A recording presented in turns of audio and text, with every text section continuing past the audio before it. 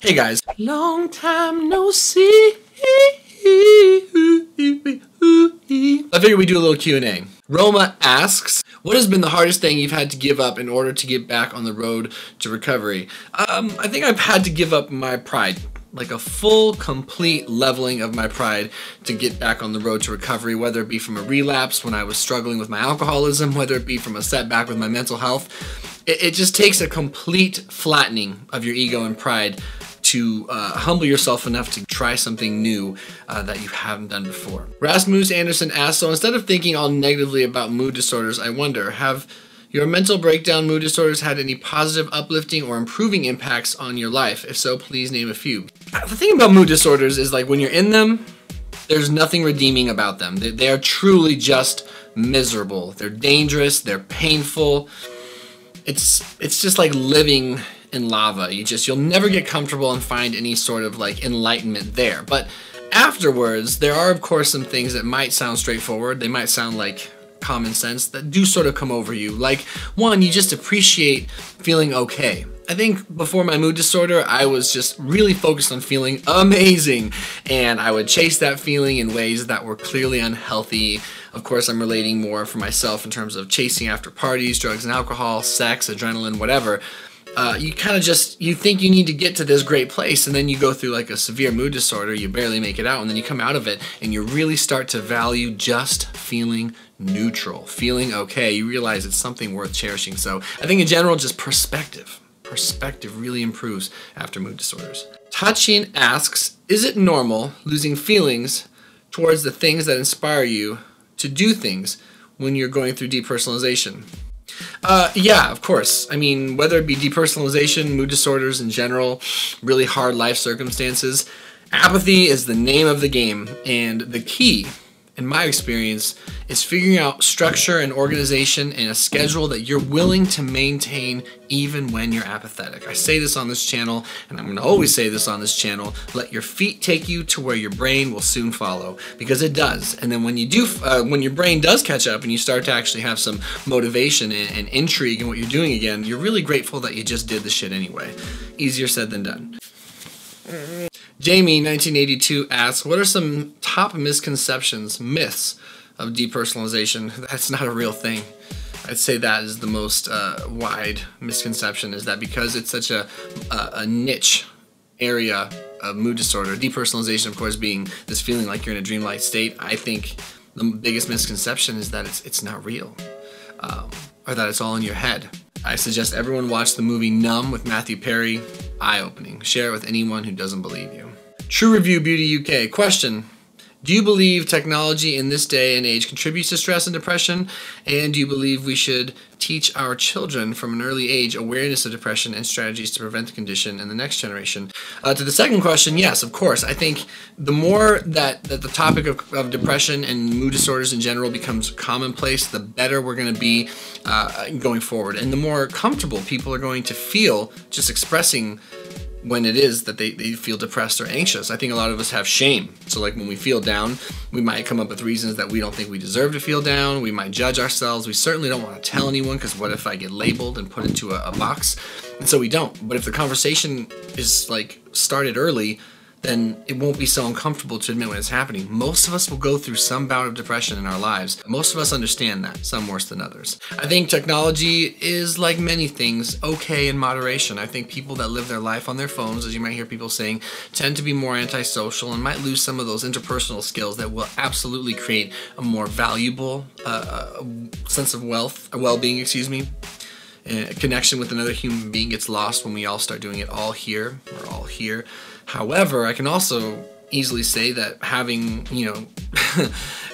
technology in my life has allowed me to reach out to people all around the world, have people reach out to me, communicate levels of suffering and personal experiences that I never would have imagined being able to share, but I do, and it's because I have technology. So like most things, there's a pro and con to everything, but moderation typically is the key. Michael Baffa: have you done research on the fertility risk caused by TRT? Do you plan to add HCG to your regimen? Okay, so I'm on testosterone replacement therapy. Everyone should know that on this channel. If you don't, then I guess I overestimated my self-importance. You're on testosterone when you impose an exogenous hormone. It's going to shut down your natural production. It does affect sperm count to what degree, I don't know. I've never went and got my fertility tested. I really should. But I know it's a real thing. And HCG is supposed to help that. But I haven't started it. So it's a risk. It's something you should keep in mind. That being said, I have a buddy who got his wife pregnant, and he was on TRT for like 6 or 7 months, and they got pregnant. So it is not a clear-cut thing, that's for sure. TS13 asks, how many tattoos do you have, Mr. Noah? 1, 2, 3, 4, 5, 6, 7, 8, 9. I'd say I've got 9 tattoos. And I plan on getting more, baby. Here's a real good question. Kai Angela asks, how do you keep yourself safe when you are alone and hit your lowest moments with depression and or anxiety? Safety when you are not in your right mind. We all have to find something personal to us that's going to help us push through those moments where we don't think we can get through it.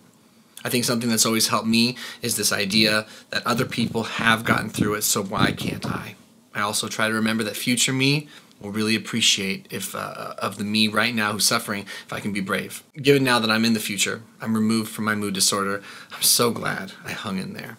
I think mood journaling, getting that stuff on paper, writing it, not typing it, is really cathartic. I think that's worth doing. I think having an emergency phone line, remembering that you have 1-800 numbers 24 hours a day that can talk you through it. I think it's remembering that you're valuable and that you matter.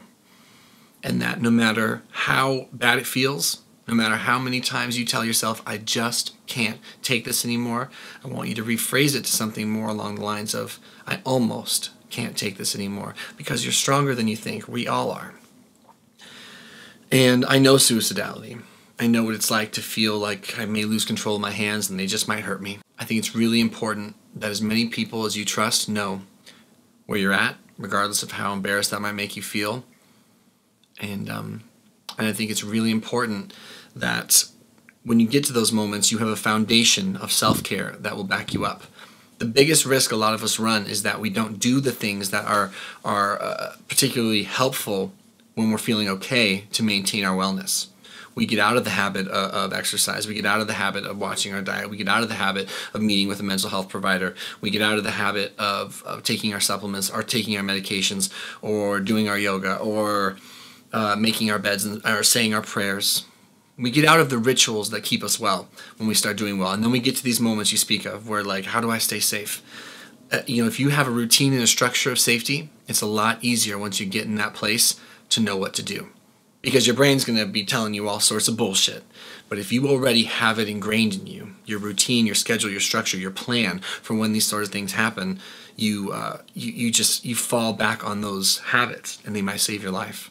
Believe in yourself, and just know that there are people out here like me that just adore you. I adore every person who is suffering with depression, and I need you, and the world needs you. And one day, 1 hour, 1 minute at a time, you can get through it. I believe that with all my heart. We're going to finish on a lighthearted topic. Someone asked me, what's one thing I do when nobody's watching? I occasionally kind of like itch my underparts, and then I just smell my fingers. I'm a guy. That's something I do from time to time. Do girls do that shit, by the way? And you just check your brand. You're just trying to make sure you're on point. That's all. It's just it's a primal instinct. And we'll see you guys in the next video. Thank you for being patient with the content on this channel while I get through finals for school and just try to be really in the moment with my wife and my work and my holiday time with my family. It's my first, knock on wood, it's like my first holiday where I'm feeling pretty mentally stable, and I'm trying to be really respectful of that.